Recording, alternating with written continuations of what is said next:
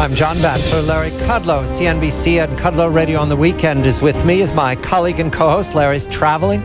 He's visiting the nation's capital, the East Coast. Lots of storms. Bill Whalen is in sunny California. I'm presuming sunny. Sometimes it rains in California at the Hoover Institution. And gentlemen, the subject is not East Coast or West Coast. It's the Middle West, specifically the state of Ohio, specifically the city of Cleveland, chosen by the Republican National Committee to host the 2016 convention. Bill, a very good evening to you. When I heard, I was surprised because Dallas was in the mix, and I presume the Republicans were going to go to the burgeoning Republican excitement of Texas. They chose Ohio. You write in the Hoover Institution's Advancing a Free Society electoral votes, but aren't those blue electoral votes in Ohio? Good evening to you, Bill. Good evening, John. It's, they're electoral votes that are up for grabs at any presidential election, and Ohio is indeed the mother of all bellwethers. You cannot find a Republican presidential winner who did not carry Ohio. Rarely do you find a presidential winner, period, who failed to carry Ohio. I think John Kennedy in 1960 was the last person not to carry the Buckeye State, so it does factor in. But I think the other thing which mattered here, the Republicans, John, want to do a convention early. They want to do it in late June or early July instead of waiting until August to get their nominee out front and to get the messaging going early rather than later, plus also get the money flowing into the general election. Cleveland could promise to do it in late June, early July. Dallas could not promise until later in July, and that was probably the swing vote. On that point, and by the way, I want to thank you for your hospitality in my trip to Hoover, but on this point about late June, early July, can I bring in LeBron James, the great basketball player, who's going back home to play for Cleveland? Bill, what happens if LeBron James takes the Cleveland Cavaliers deep into the NBA playoffs? Isn't that going to postpone the GOP convention? It possibly could, but that's the chances of it. What will happen is probably the Republicans will have their convention in July and not late June for that very good reason. But I'm more interested in whether or not LeBron James is a Republican or not. I think that would be the bigger story than the playoffs, don't you think? I think it would be great if LeBron James addressed the Republican convention. He would be better than Clint Eastwood was. No question about that, no question. But we'll see. Now, a word of caution about getting excited about the location of the convention. I think Michael Dukakis might have been the first culprit to do this, which was to purposely go into a city with the idea to show that the party had that in play. And remember, Dukakis and the Democrats in 1988 went to Atlanta, Georgia, and boasted that the Boston-Austin ticket of Dukakis and Lloyd Penzer, the senator from Texas, was going to compete in the South. And they were nowhere near competitive in the South. Bob Dole came out to California in 1996 to send the message that California was in play for Republicans. It was not.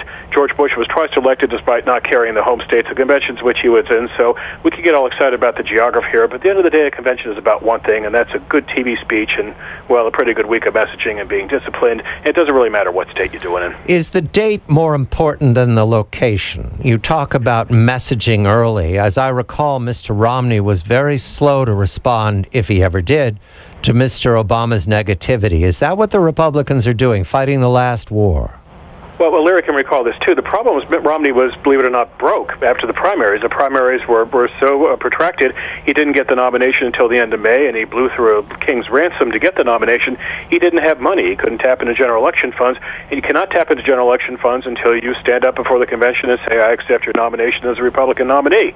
So moving the convention forward in July allows the Republicans to start the money trigger early, and what they're hoping is that they'll get their convention done about 3 weeks before the Democrats, and that'll give them a 3-week start on the messaging for the fall campaign. That was really Romney's biggest mistake, wasn't it? He was broke, as you said, and they waited so long. When Obama waited long too, was it just because Obama had so much more money? Was that the difference? Yeah, Obama had more money, and also they had really chummed the waters quite effectively that spring with the advertising against Romney, a lot of it going in Ohio, of all places, bringing us back to Cleveland, putting Romney on the defensive about wealth and being part of the 1% and offshore bank accounts and all the various things that were lobbed at him. So by the time the general election came around, Romney was in much more of a defensive posture than you would have assumed of an incumbent who had a lot of problems with the economy, and his approval ratings were not what they should have been. Now, Bill, a matter here at the close. You're teasing us that there's another Hollywood superstar who wants to be governor of California. Is Mr. Clooney a political actor, or is this just the kind of excitement that stirs the waters when nobody's paying attention?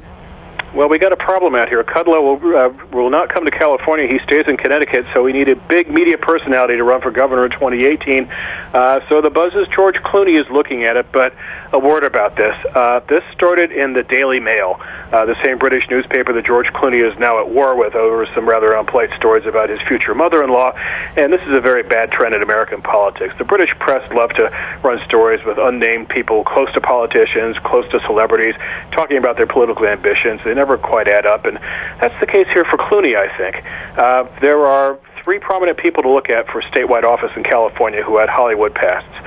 One being Ronald Reagan, of course, one being Arnold Schwarzenegger, the third being George Murphy, the song and dance man who was a senator for one term in the 60s. They all had one thing in common. Each actually had a slow and steady walk up to politics.